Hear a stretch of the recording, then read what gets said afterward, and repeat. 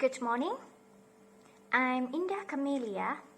First of all, I would like to say thank you for the committee for the academic on this event and for my great team for this study. And today I will present our paper on the title Examining the Asian Legal Framework in Eradicating the COVID-19 Pandemic. As known, since March 2020, when WHO declared that the novel coronavirus, or we know it as COVID-19, as an infectious disease, which also became a global pandemic, mostly the countries across the globe choose to close their border, lock down,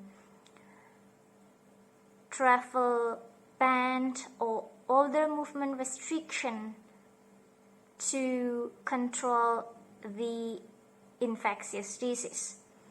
And the similar action taken by the 10 Asian members as well, where the Asian member had a different response and strategy among others to cope with the pandemic. The aim of the study is to identify the factors that can be used to deal with the pandemic permanently, and therefore there is an urgent need to reinventing Asian legal framework, strategy, and implementing Asian health regional mechanism to overcome the impact of the COVID-19 pandemic. The method that we use on to this study is doctrinal research, and we use two types of approach on the study. They are normative legal approach and conceptual approach. And there are two types of data that we use in the study. First, a primary data that came from legal documents such as a treaty, international agreement, act, and then case law and court decision. And for the secondary data, is literature, came from books, journal, and other reliable information.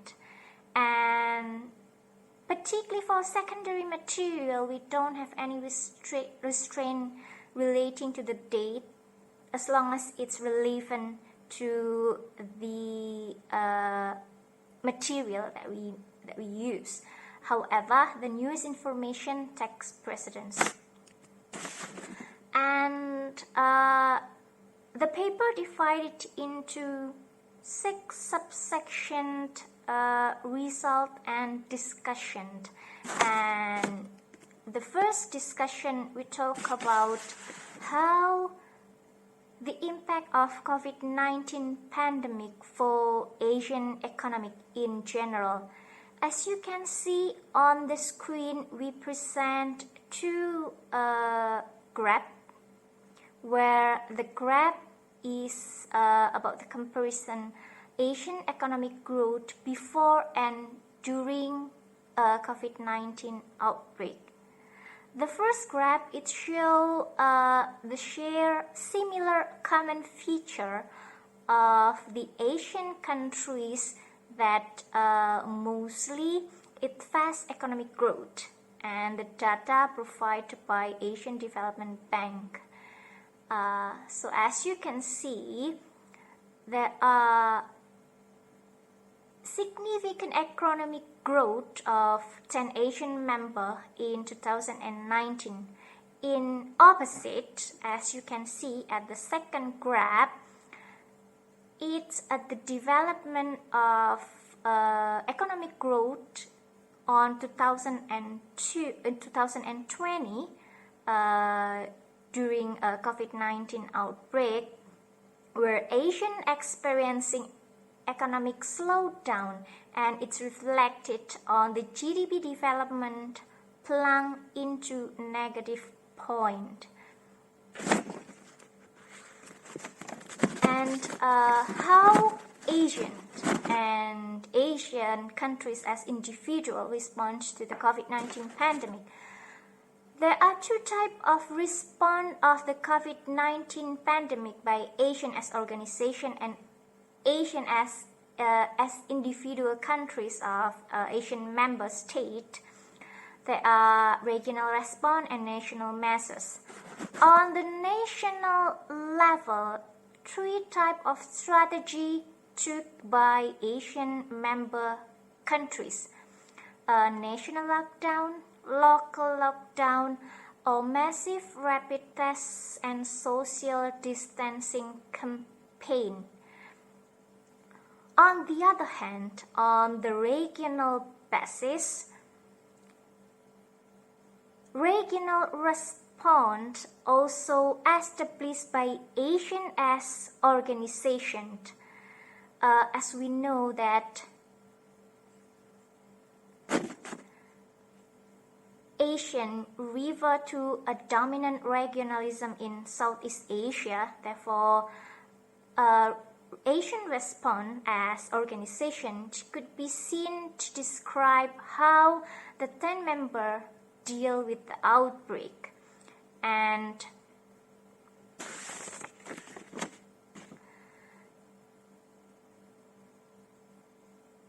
in 2020, Asian as organization commit to address the pandemic impact regionally by set up the Declaration of Special Asian Summit on Coronavirus Disease 2019, and whereas the declaration mainly cover economic and health aspect of how to address the pandemic. And Asian health mechanism. When we talk about virus outbreak or infectious disease outbreak in Southeast Asia, actually it's not the first threat for Asia, because historically we know that Asia previously experienced SARS and avian flu. However, previously, the establishment of unilateral infirm manner provided by Asian member countries individually. Therefore, Declaration 2020 regarding the coronavirus disease, where there are 7 key features of the declaration. It's emphasize the importance of strengthening public health and cooperation to overcome the pandemic. And how about the role of Asian social cultural community? As we know that Asian social cultural community is one of the 3 pillars of Asian community designed to represent the social and cultural. So, as the regional cooperation for non-traditional security issues include health security. Therefore, Asian member countries urge to establish Asian socio-cultural community permanent health mechanism to protect Asian people today and the future to come. Next is the role of Asian guideline on the provision of emergency assistance. As we know, guideline is non-legal binding legal sources. However, in terms of COVID-19 global pandemic, where mostly all countries around the world restrict a movement of national or foreigner, these guidelines show the commitment of ASEAN as a regional organization to protect Asian national by help a national of Asian member countries who are trapped in emergency circumstances in third country by provide mutual assistance returning them to their home countries. And the last presentation is conclusion. And as I mentioned before, there are two types of response how Asian and Asian countries or Asian member countries as individual to deal with the COVID-19 pandemic. There are regional and national measures.